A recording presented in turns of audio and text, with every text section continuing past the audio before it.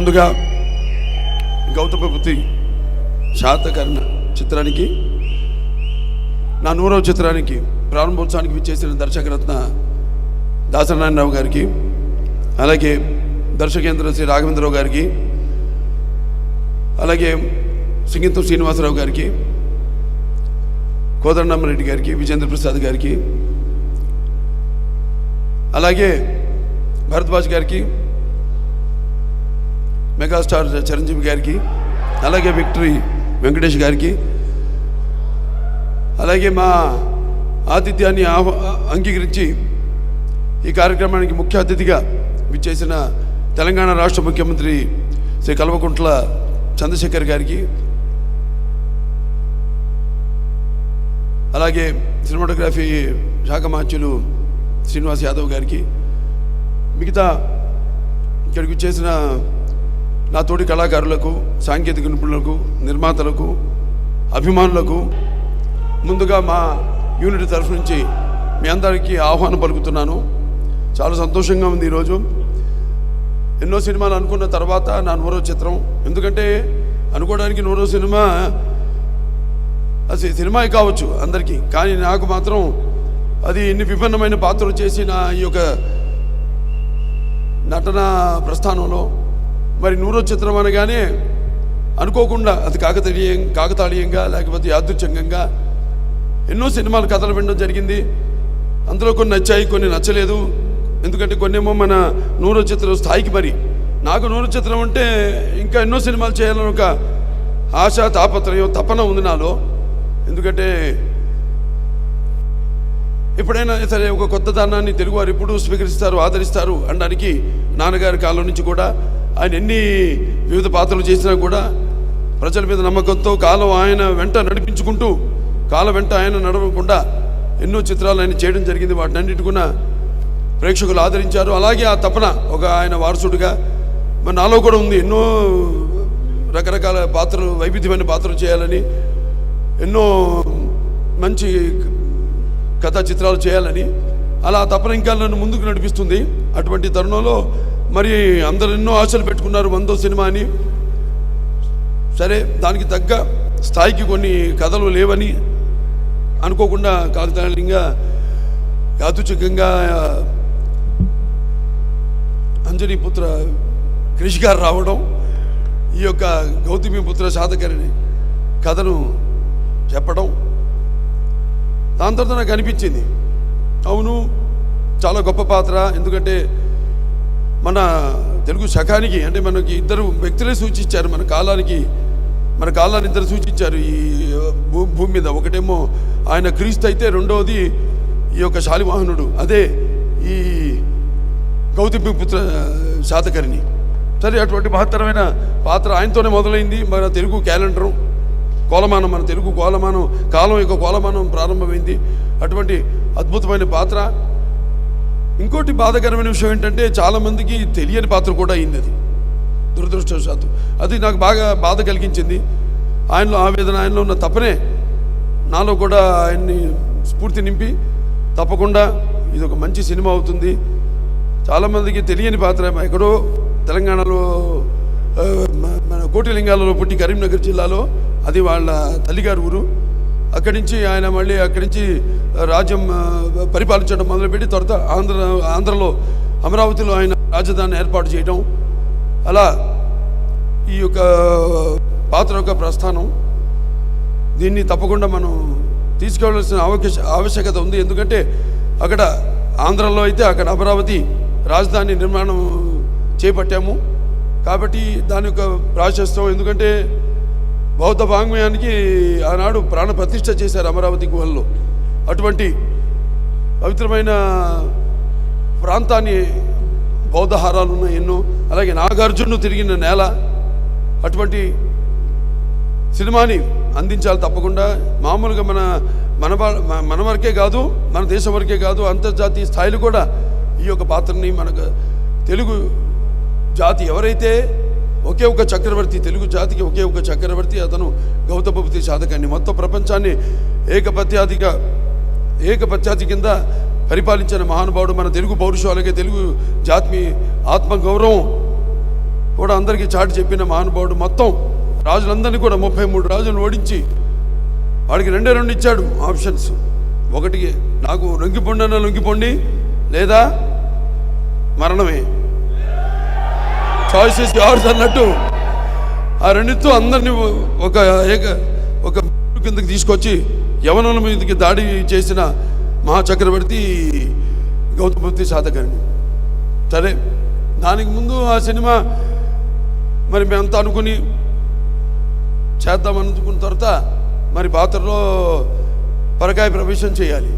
అప్పుడు అది అలా ఏం చేద్దాం, దానికేమో సరైన మాకు గెటప్లు పెట్టండి మీద ఎంతో అద్భుతమైన టీము అంతా కూడా.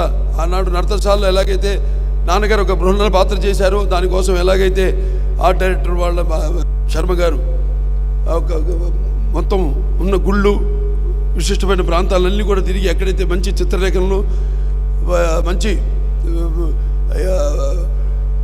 స్టాచ్యూస్ అన్నీ ఉన్నాయో అన్నీ కూడా బాగా రీసెర్చ్ చేసి ఆ యొక్క గెటప్ని స్కెచ్ చేయడం జరిగింది. అలాగే మనవాళ్ళు కూడా ఎంతో పరిశోధన, దానికి చాలామంది ఉన్నారు ఇక్కడ, ఎంతోమంది స్క్రిప్ట్ మీద పరిశోధన చేస్తున్నారు. దానికి శ్వేత డైరెక్టర్ ఆంజనేయులు గారు ఉన్నారు ఇక్కడ. అలాగే అక్కడ మన టీటీడీ మ్యూజియం రంగనాయకులు గారు ఉన్నారు. ఇంకా చాలామంది, అలాగే మన ఆర్కియలాజికల్ డిపార్ట్మెంట్ అక్కడ పనిచేసిన సిబ్బందుల్లో నాగిరెడ్డి గారు ఉన్నారు. వాళ్ళంతా కూడా ఈ యొక్క స్క్రిప్ట్ మీద వాళ్ళందరి సూచనల మేరకు అన్ని గ్రంథాలన్నీ కూడా తిరిగేసి ఈ కథని రూపొందించడం జరిగింది. మరి ఆహార్యం, మరి వాచకం, ఇవన్నీ విషయానికి వస్తే మరి వాచకం మరి ఆనాడు నాన్నగారు మరి 1973లో నా నుదుట ఈ యొక్క నట తిలకం దిద్దారు. మరి అప్పటి నుంచి ఈ యొక్క 43 ఏళ్ల ప్రస్థానంలో 99 చిత్రాలు, మరెన్నో నడుస్తూనే ఉన్నాను, గెలుస్తూనే ఉన్నాను. అప్పుడప్పుడు కొన్ని అపజయాలు కూడా నాకు ఎదురుపడ్డాయి, కానీ నా చిటుకుని వేలు కూడా కదించలేకపోయాను.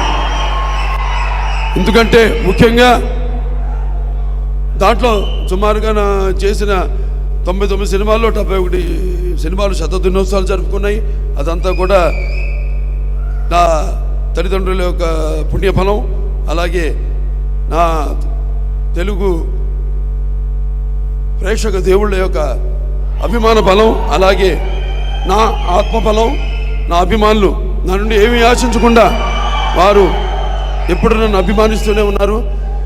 మరి డబ్బుతో కొంటే లేకపోతే ఎన్నో సందర్భాలు చెప్పడం జరిగింది. ఎటువంటి ప్రలోభాలకి లొంగనిది ఈ అభిమానం. అటువంటి ఇంతమంది వేల లక్షల కోట్ల మంది అభిమానులు పొందడం మరి మీకు నాకు ఏ జన్మన అనుబంధమో, ఏ రుణానుబంధమో, ఏ విడదీయలేని అనుబంధమో కదా అని నాకు అనిపిస్తూ ఉంటుంది. అలాగే నాతో పాటు ఈ యొక్క నా ఈ సుదీర్ఘ ప్రయాణంలో ఎంతోమంది నాతో పాటు నడిచారు. అలా అందుకే నా యొక్క ఈ నడకలో అడుగు వేసిన నా నిర్మాతలకైతేనేమి, దర్శకులకైతేనేమి, నా హీరోయిన్లకైతేనేమి, నా తోటి కళాకారులకైతేనేమి, నా సాంకేతిక నిపుణులకైతేనేమి, అలాగే అభిమానులకైతేనేమి, అందరికీ కూడా మొత్తం మన ఆంధ్ర తెలంగాణ రాష్ట్ర ఎక్కడెక్కడ తెలుగు వాళ్ళు ఉన్నారు అందరూ తెలుగు వాళ్ళందరూ కూడా నా ఈ 100వ చిత్రాన్ని అంకితం చేస్తాం అని ఈ సందర్భంగా, అలాగే భారతదేశంలో ప్రపంచంలో ఉన్న తల్లులందరూ కూడా ఈ చిత్రాన్ని అంకితం చేస్తామని ఈ సభాముఖంగా తెలియజేసుకుంటున్నాము. అలాగే మరి అసలు ఈ గౌతమపుత్రి శాతకర్ణి పిచ్చ అనుకోగానే చాలామంది అసలు ఎవరిగా మరి ఈ సినిమాని 100 చిత్రంగా ఎంచుకోవడానికి కారణాలు చాలా ఉన్నాయి. దాంట్లో ఒకటేమో అసలు చాలామందికి తెలియకపోవడం, నేను ఇంతకుముందు చెప్పినట్టు అసలు ఎవరిగా గౌతమపుత్రి శాతకర్ణి అన్నది అదొకటి. ఆయన చేసి మరి ఏకఛత్రాధిపత్యం కింద ఈ యొక్క మొత్తం దేశాన్ని ఈ అఖండ సుమారుగా 2020వ సంవత్సరం క్రీస్తు పూర్వం ఈ యొక్క శాతవాహనులు మొదలయ్యారు. దానికి ఆద్యుడు శ్రీముఖుడు. దాని తర్వాత ఒక 420 సంవత్సరాలు పరిపాలించారు వాళ్ళు. అందులో 23వ రాజు ఈ గౌతమపుత్రి శాతకర్ణుడు. సో ఆయన చరిత్ర అందరికీ తెలియజేయాలి. ఏదైతే ఒక మంచి అవకాశం, అన్నీ తెలిసిన కథలే, తెలియని కథలైతేనే, తెలియని కథలంటే ఊరికే పుక్కడి పురాణాలా కాకుండా ఒక దానివల్ల ఒక మంచి జరగాలని, అంటే ఒక నేను చెప్పినట్టు తెలుగు జాతి, అలాగే తెలుగు కీర్తిని స్ఫూర్తిని పెంచడానికి మన ఈ తెలుగు భాష సంస్కృతి సాంప్రదాయాల్ని ఎలాగైతే చాటి చెప్పాడో ఆయన మహానుభావుడు నందమూరి తారక రామారావు గారు. అంటే కారే రాజులు రాజ్యములు కలిగిరే, కారే రాజులు రాజ్యములు కలిగిరే అని బొమ్మల పోతన్న గారు చెప్పారు మన మహాభారతంలో. కారే రాజులు రాజులు కలిగిరే అని.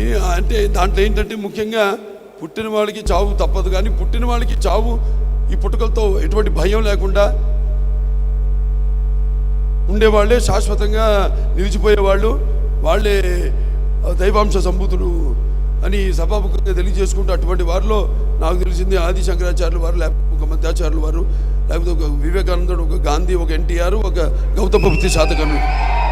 అలాగే ఈ యొక్క సామ్రాజ్యం విస్తరణ అప్పుడు అశోక చక్రవర్తి మరణానంతరం ఆ తర్వాత ఈ ఆంధ్రులంతా కూడా ఈ యొక్క విశాలమైన ఈ ఆంధ్ర సామ్రాజ్యాన్ని స్థాపించారు. సో అటువంటి మన పునాదులు మనం తెలుసుకోవడం, తెలియపరచడం భావితరాలకు మన కర్తవ్యాన్ని భావిస్తూ ఈ యొక్క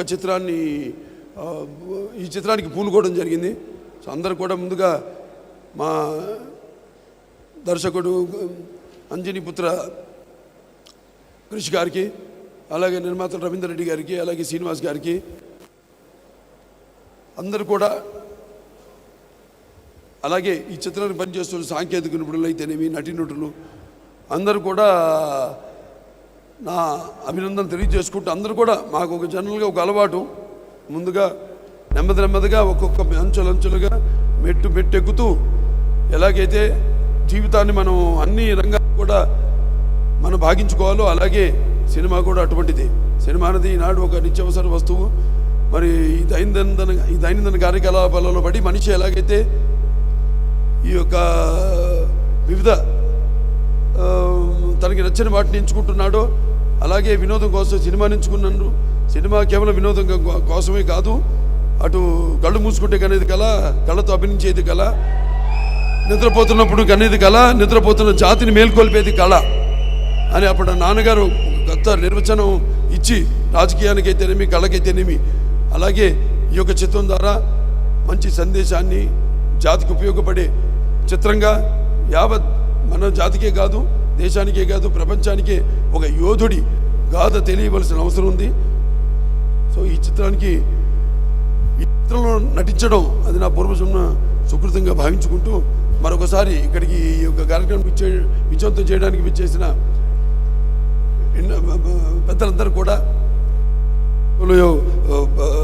ప్రముఖులకి అందరూ కూడా, దర్శకులు అయితేనేమి, నిర్మాతలు అయితేనేమి, కళాకారులు అయితేనేమి, సాంకేతిక నిపుణులు అయితేనేమి, అలాగే నా అభిమానులకైతేమి అందరూ కూడా నా హృదయపూర్వక కృతజ్ఞత అభివందనాలు తెలియజేసుకుంటూ నేను సెలవు తీసుకుంటున్నాను.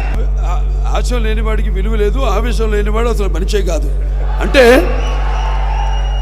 ఒకటి, నాకు నేను నచ్చితే నా అలవాట్లు కానీ నేను కానీ ఇంకోటి నచ్చకపోతే దానివల్ల నష్టం లేదు. కానీ నాకు నేను నచ్చకపోయి నా అలవాట్లు నా ప్రవర్తన వల్ల ఇంకోటి మెచ్చుకున్నా సరే దానివల్ల లాభం లేదు. అదే నా జీవితం, అదే గౌతమిపుత్ర శాతకర్ణి జీవితం.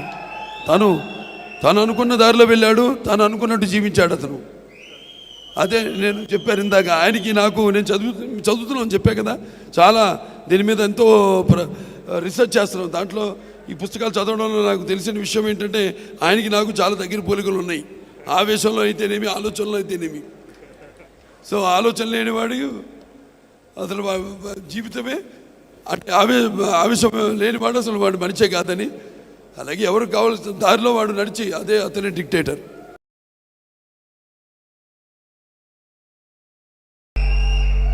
ఒక legend Simha lion, my good friend. I wish him all the very best for the 100th film and Krish, the whole team. ఒకటే చెప్పగలను,